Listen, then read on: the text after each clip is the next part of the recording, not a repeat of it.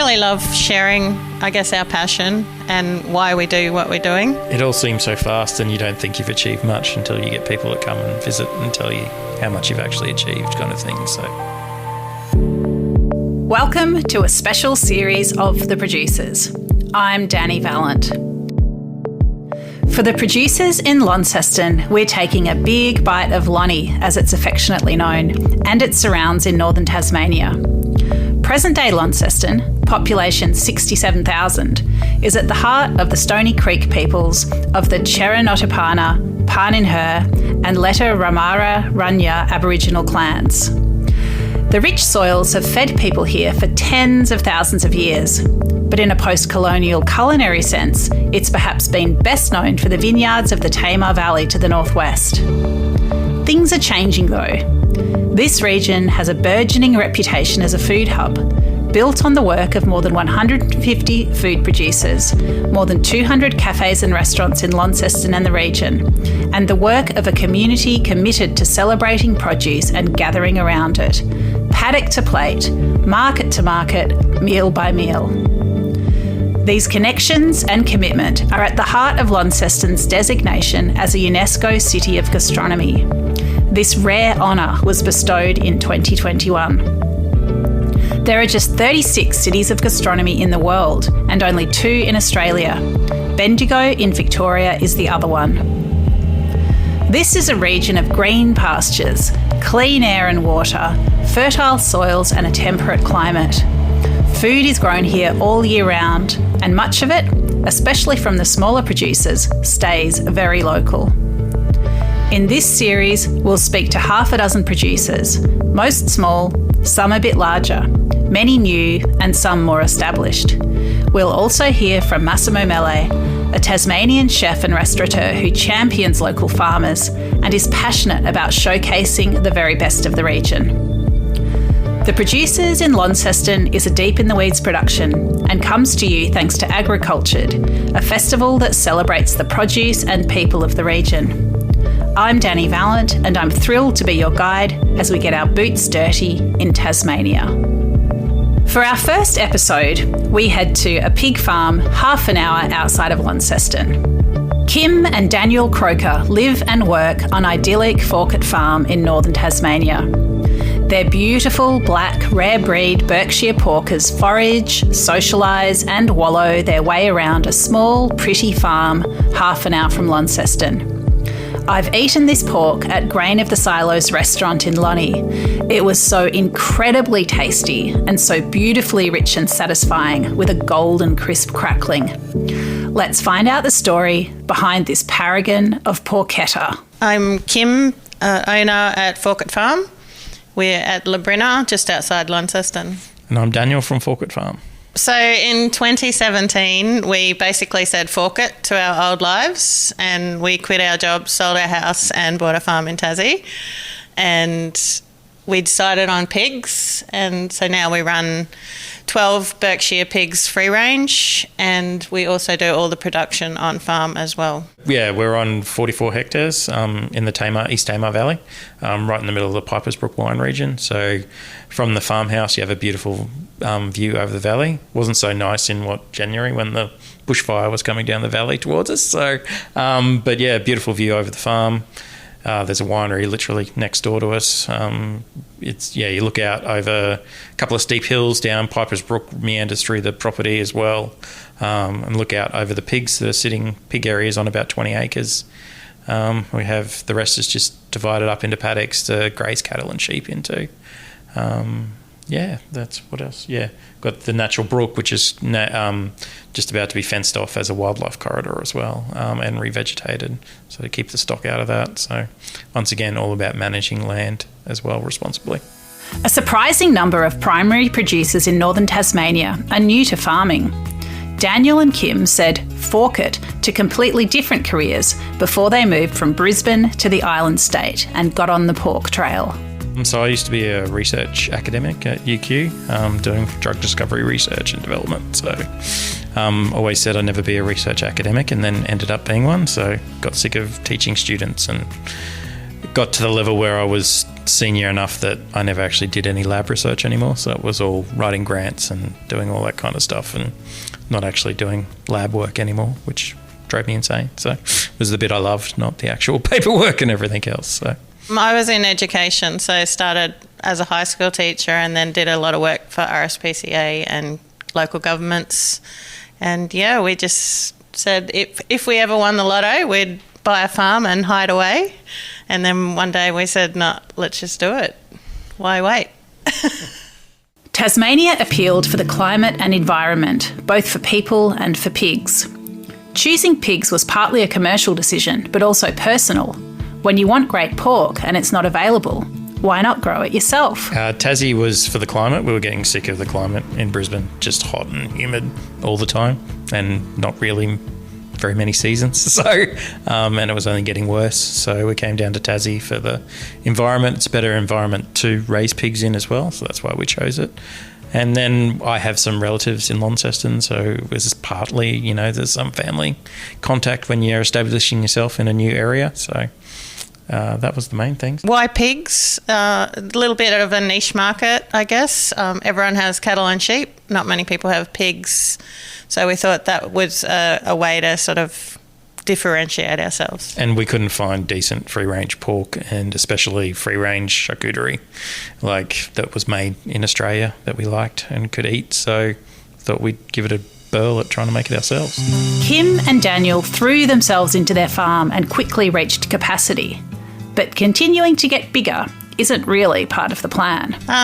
Yeah, for the first 3 months, my parents come to help us set up fencing and the first pigs arrived. So we landed in late March and the first pigs arrived in June. And then I think our first market was June the following year. So it's been pretty whirlwind and to now where we literally sell everything we make and could sell more, but we don't really want to be any bigger. We enjoy still being hands-on with everything we do. So I do mostly the farm side and Daniel does most of the production. Pig farming, butchery and charcuterie was all a bit of a mystery when Kim and Daniel started the farm. How did they school up? A lot of reading, a lot of watching documentaries and other things like that, and a lot of people help as well. The small community is really good. You can talk to a lot of people and they'll give you free advice, so which is really great. And so we try to pay that forward now. So anyone that's looking to start up or has any questions, they can give us a call and we'll share our information freely because it was shared freely with us. So yeah, it's learned by doing. It's the same with the butchery side of things. Obviously, I'm a scientist. I'm not a butcher, but now I've learned how to butcher and make charcuterie. So I've had a lot of people that have helped us along the way and we've just gone from there.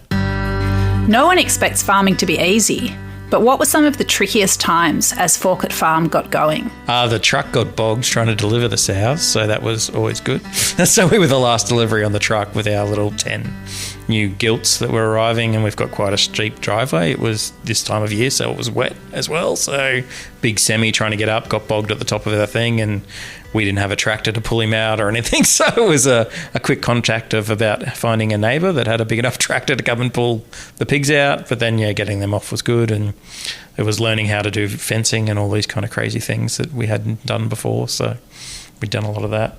Although the first day when we tried to take them to their area, I ended up flat on my back in the mud. So that was the first time and not the last.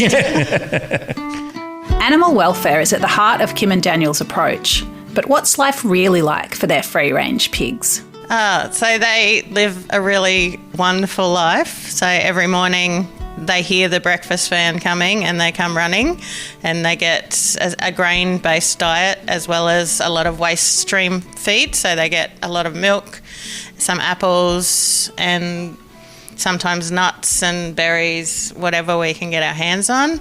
And the rest of the time they're free to roam around the paddock and graze on the grass or dig in the dirt, wallow in the mud, and they have little houses they can choose to go in whenever they like.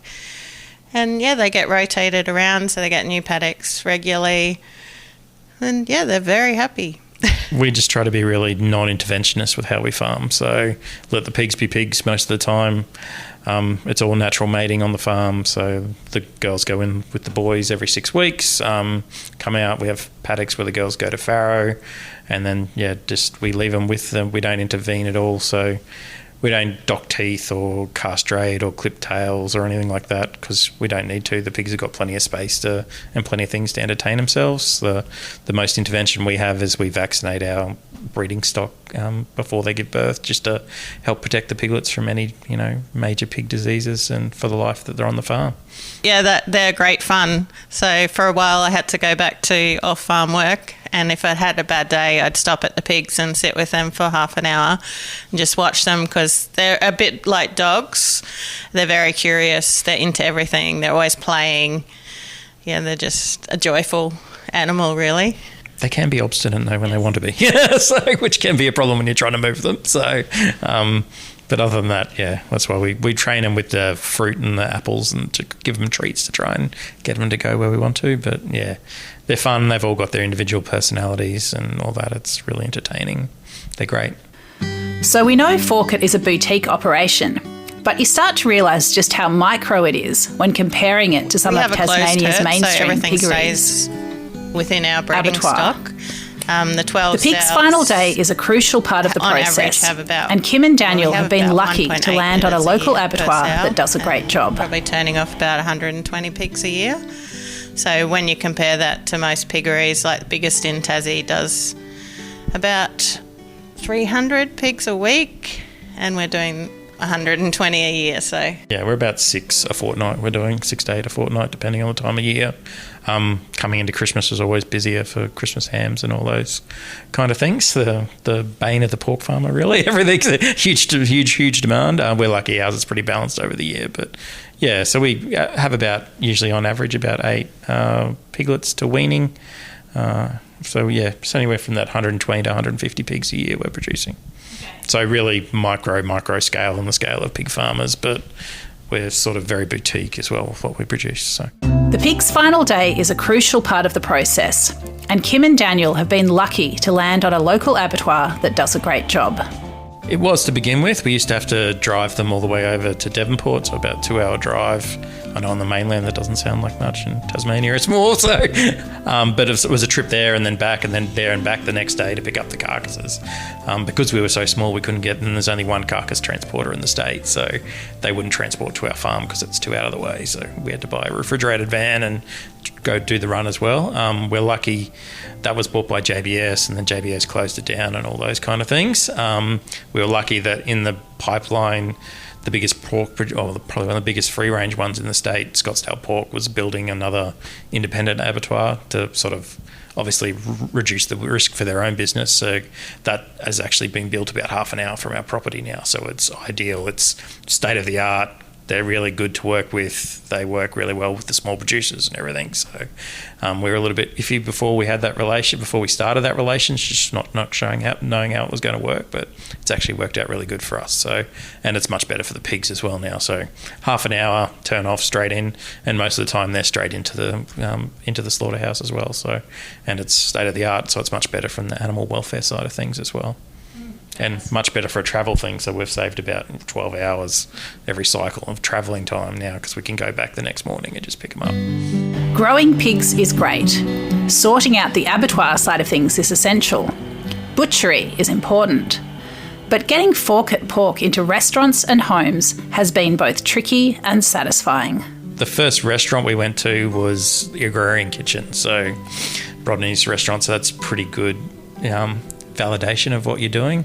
And they were their regular customer when they don't sell so much pork to Rodney because he has more of his own now. And we got so busy we didn't have any spare, unfortunately. But transitioning back, but to sell that first product was pretty special. So it was a hard slog to begin with, though. Especially when you're selling that not lean meat that people are used to seeing. So, and at a higher price point. So, but now, people will buy whatever we tell them to buy pretty much, which is really nice because they trust us.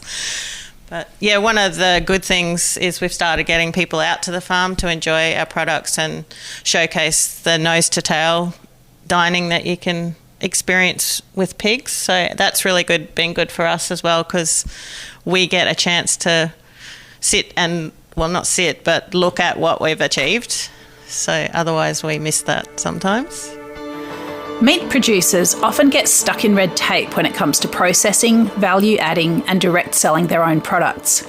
Daniel and Kim explain how they've navigated these paths. We originally wanted to start out with that plan to do our own butchery and make the charcuterie, and then we got a little bit scared off by the legislation and hurdles when we talked to government, yes. And then when we talked to a few people in the mainland, they said definitely do it, and we haven't really looked back. So we were processing with a butcher in town for about a year, which worked all right, but we didn't have control of the products. It's not their main priority, those kind of things. And we thought, we actually went to a deep winter festival. I don't know if you've heard of those, and ended up talking to another pig farmers, Tammy and Stuart from Jonai and things like that. And they were Tammy's very much gung-ho about doing that kind of thing. So we went ahead, and I actually went and spent a couple of weeks with them on their farm and in their boning room and stuff to learn that side of things and how they run their business. And we started out with a CSA program as well, but I think Tasmanians haven't quite got the full concept of a CSA down here yet. And we did build it up at one stage. We're probably 30 odd members, but it wasn't kind of the continuous enough income to use enough of our pork and grow it much further. And people still wanted to go, well, I want this cut or that cut and that product, rather than, this is meant to be just filling what the butcher or the producer has spare. And it took us a little while to get into the major farmer markets down here as well, to sell the product direct. So once we got into those, we maintained what we had with the CSA, but then it's sort of naturally fallen back to, it's only probably 8 or 10 people left that are legacy members that we still support with that. But we sell both the fresh pork, the cured meat, sausages, and then we've rebalancing to do a bit more wholesale now as well to local restaurants. So both the wholesale charcuterie to restaurants and wineries, as well as some of the fresh pork too. So one of the wonderful things why we chose pigs as well is that you can use the whole animal. Nothing goes to waste. So, we just go for a very natural, old school process. We don't use any nitrates or nitrites in anything we produce. It's all just cured in Australian sea salt and just hung for time and just let it hang and do its thing. So we just keep all the cured meats very natural as much as we can. Even things like sausages and chorizos, we don't fill them with rice flour or breadcrumbs, or we don't use any preservatives or chemical preservatives, I should say, in what we produce. So we believe the flavour of our pork is so good, there's no reason to put those things in there, and it just let the natural flavours shine. So, and I guess my experimentation now is playing with sausage recipes and those kind of things. So we don't use any packet mixes or anything like that. It's all fresh spices, and I do everything the difficult way, but it's also the way that tastes better. So we really enjoy it and really love it. But it's a whole range of cured meats. So we do prosciutto, we do pancetta, we do lonza, capicola. We make pâté de tête from the head. We make ranges of liver pâtés, liverwurst. We started making our own black pudding now that with our new avatar I can actually get my own blood back, which is great. So we don't bring any products in that we don't trust from other local people. So we use some of our own beef and other things in the production side of things, but we bring some products in from other people that we don't have enough of. The prosciutto, we've just harvested one that was 2 years old that's been hanging for 2 years, and it's a pretty special product. So just letting really good pork age like that slowly and controlled is just, you can't beat it. Somewhere along the way, pork changed. Kim talks through the misconception that pork is a lean, white meat. It's different to what most people are used to. I did a little bit of research last night, and it's been about 40 years that Australian pork and pork internationally has been promoting pork as a white meat that's lean, and ours is nothing like that at all. So it has colour and it's definitely not lean. And as we all know, fat is where the flavour is, and that darker meat comes from them having exercise and getting more haemoglobin, as well as the breed. So, and that's why we partly chose Berkshires as well. You get really nice intramuscular fat as well, and they're a really good mixed-use species, so they're great for a fresh pork chop, but also great to cure and turn into other things. So. I've been to Forkett Farm for a long table lunch where we ate our way through whole pig heads, Snout, ear, jowl, cheek. Even the eye got eaten. Not by me. We sat in a shelter by the farmhouse, looking down to muddy pigs lolling at the bottom of the hill. It felt great to me, but are there particular reasons the pigs love it here? It has a really great climate, so not too hot, not too cold. We get really good rainfall. When you visit the farm, you'll see it. This is our worst time of year to manage the land just because it's so wet, and the pigs think it's fantastic. So not that they need it wet to dig up the land, but they love it this time of year. They can really plough in and turn over the soil and get to those bugs and roots and bulbas. We've just found a really great environment for them. They grow really well. They grow really consistently. Most of because we don't castrate boys, they're going to the abattoir anywhere from 20 weeks of age, and we're turning a 60 kilo carcass out at that age.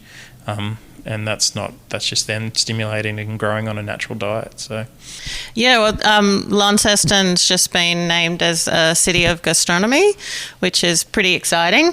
And we have such a diverse range of producers doing some amazing things, from miso to truffles to charcuterie to cheese.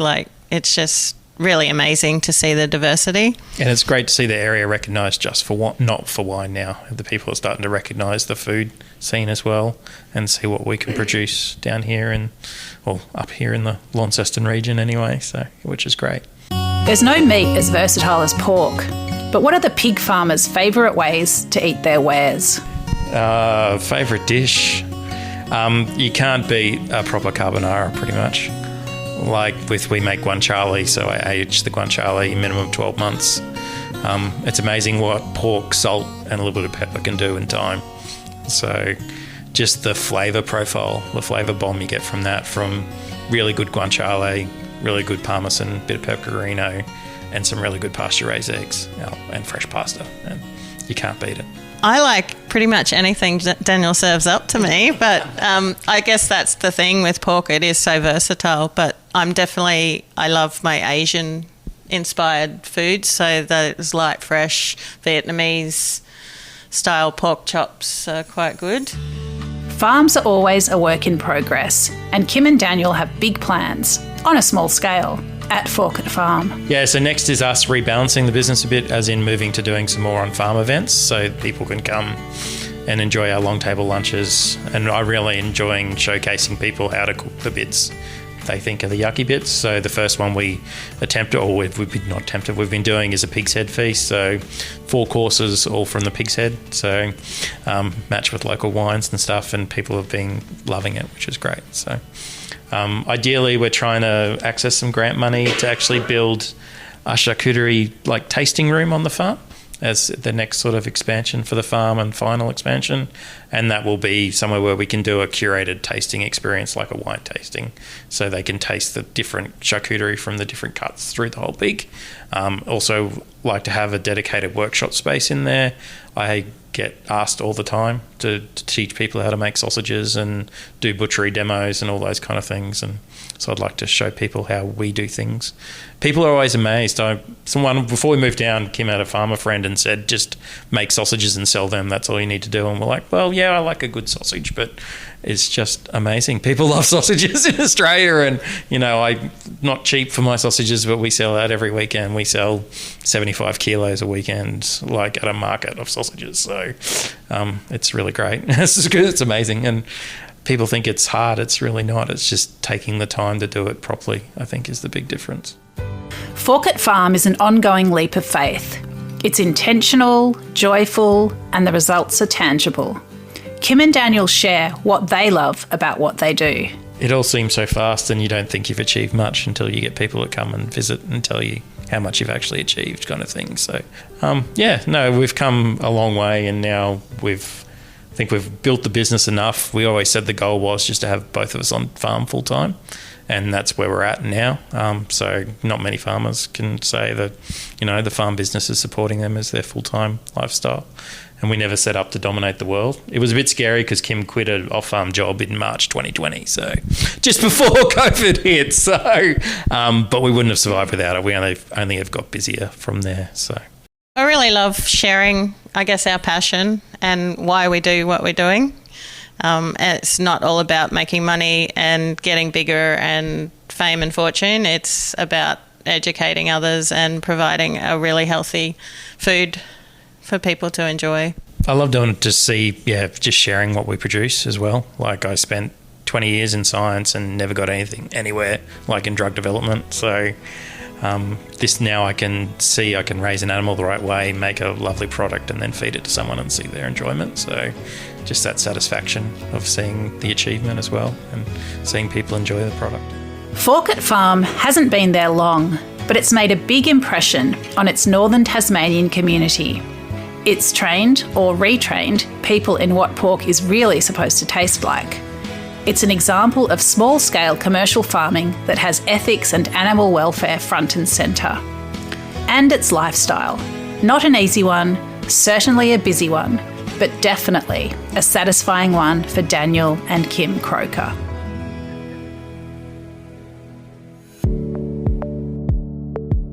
This is The Producers, a Deep in the Weeds production. I'm Dani Valent. Stay tuned as we talk to some of Australia's best farmers, makers and growers. Follow us on Instagram at Producers Podcast or contact us via deepintheweeds.com.au.